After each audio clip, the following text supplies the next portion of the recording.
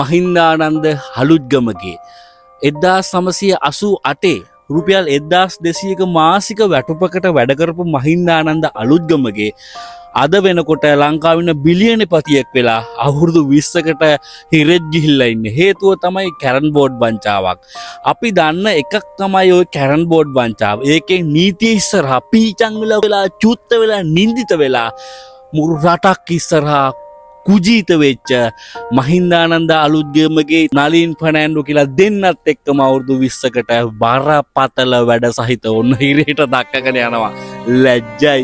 මුන්ගේ පරම්පරා ගානකටවත් මේ ලැජ්ජාව නම් වහගන්න හම්බ වෙන්නේ නැහැ. ඔන්න දැන් පොඩ්ඩක් ආණ්ඩුව බැට් කරනවා වගේ පේනවා. මම හිතන්නේ ස්වාධීන අධිකරණයට අපි පළවෙනි සැලියුට් එක ගැහුවා.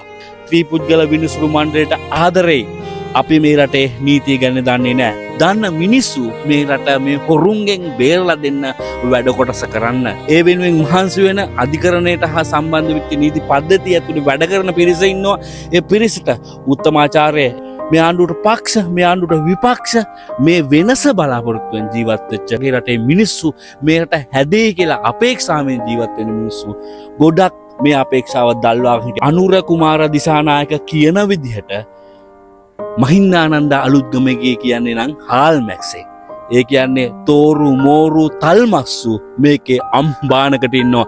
අපි මේ ආණ්ඩුවට කියන්නේ වෙන්දානන්දල හොරා කාපු ධනය නැවත මේ රජයට කෙසේ හෝ පවරගන්න. ඔවුන් සතුව යම් දේපොලක් තියෙනවා. ඔවුන් සතුව බැංකු ගිණුමක රුපියලක් තියෙනවා. ඒ රුපියලත් මේ රටේ මිනිස්සුන්ගෙන් හොරා කාපු ධනය ප්ලීස් අනුර මේගොල්ලෝ හිරේ දානවා වගේම මේගොල්ලන්ගේ ධනය මේ රටේ ජනතාවට පවරගන්න අපි ආණ්ඩුවට චුට්ටක් බනිනවා තමයි. කරවටු කරනවා තමයි. චුට්ටක් කොනිටනවා තමයි. ඉතින් අපි ආණ්ඩුව විවේචනය කරනවා. අපි ආණ්ඩුවට බලපෑම් කරනවා.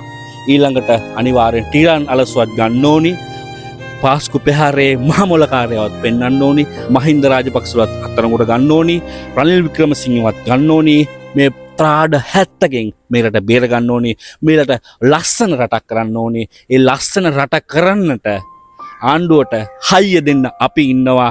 ආණ්ඩුවට මොනවද ඕනි අපි ඒක දෙනවා අපේ පැත්තෙන්. විවේචනය කරන එක එච්චර ආණ්ඩුව ගන්න එපා.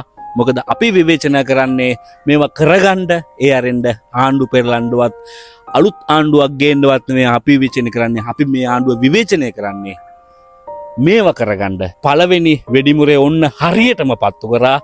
දැන් ඔන්න කට්ටිය තක්කු බොක්කු වෙලා අර මොක්කුද වගේ ඉන්නේ. ඒක ඊගාවට next coming soon බැසිල් රාජපක්ෂවත් ලෙඩ ඇඳේ ඉඳගෙන හරි ලංකාවට ඇදගෙන එමු.